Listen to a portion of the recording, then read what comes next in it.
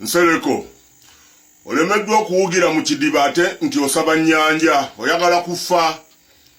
Constituency ekulemye ate osaba kufuga ggwanga omutwe mulamu. Nsereko kwegamba tokyalinamu ddala magezi nkukubye n'owunga.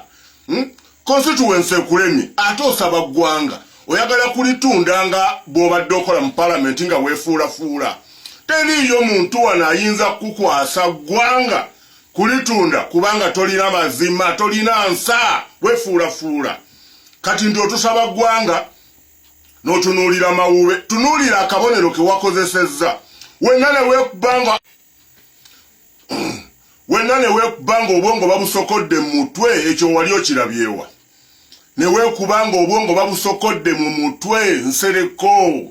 Gwe wetunuulire eyo leboyo gye waleese nga mu mutwe temulimu wadde bwongo. Olagidde ddala abantu nti nze ndi kiwowongole, ndi kitwe kikalu, obwongo bwonna babusokoddemu. Eyo si brain power, tobuzaabuza bantu.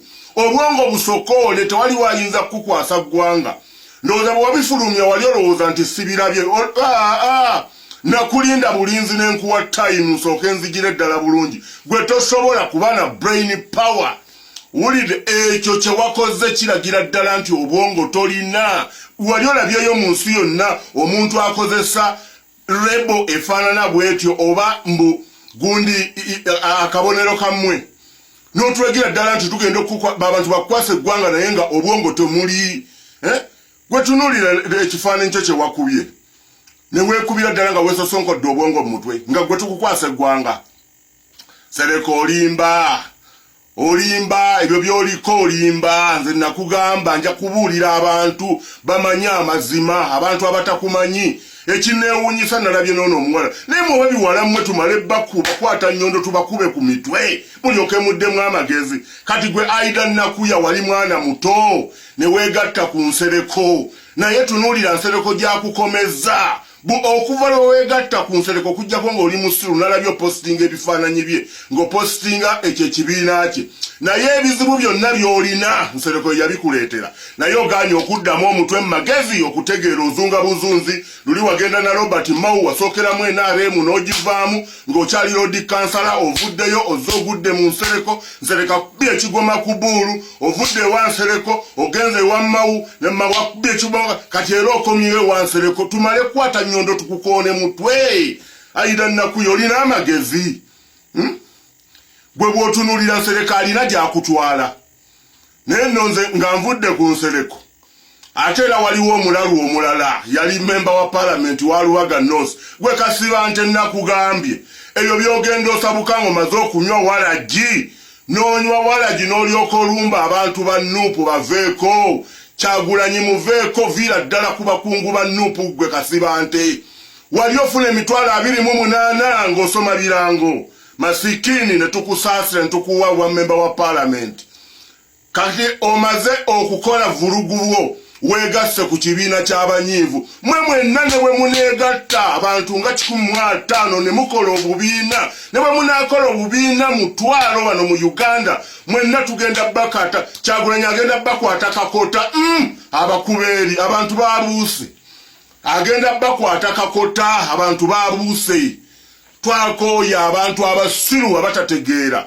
Mubadde ku opposition ebbanga lyonna mutuwubisa naye ng'ate mukolera abantu balala. Kati mmwe Kasiba nte tunuulira Mpuga. Olowooza Mpuga akyaddamu okudda ku luguudo. Tunuulira Bedi Bwanika yalekawo akabiina ke n'ajja ng'azungira mu bibiina bya banne. Byonna yenabaddeyo ekyabesigye yakirimu n'akisuula n'agenda ne Nuupu n'akirumba n'akisuula. Wabula mmwe mbasaasidde Kyagulanyi gwe muliko ngoma nnene gwe Nsereko. Obanga nkukubye n'otabuka omutwe kati ogenze kulumba ggwanga ddamba. Nze mbabuulidde oyo Mawube bwe mumukwasa eggwa ye ng'ani agenda okulonda gwe Nsereko. Ozze kufuuka Katumba oye.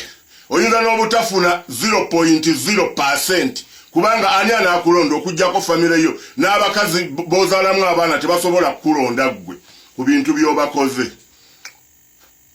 Ffe tuli balabufu kaakati. Nsereko nkiddamu ffe tuli balabufu.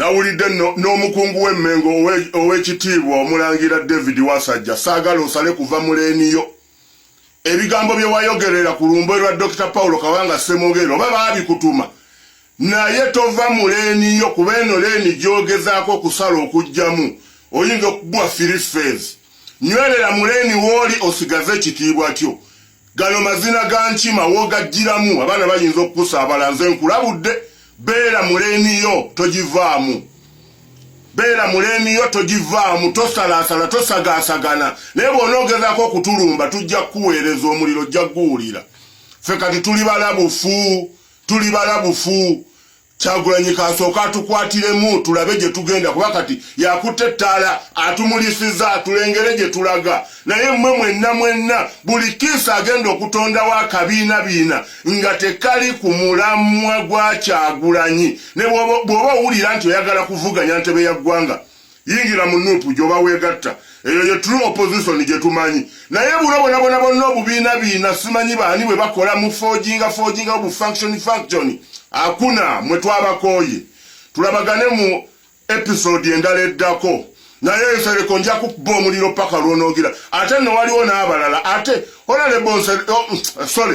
Honorable Kyagulanyi olina ababaka abakutambulirako bali aba naye nakugamba lwe naavaayo baabya mbalinzaawo bafune bufunyi kaadi ndyoke mbakwabize bategeere bali aba bakutambulirako tebava wooli naye ng'ate bakozi ba siteeti nzize nkyogera okumala ebbanga Mukama abakuume nga nkomyewo n'ebirala bye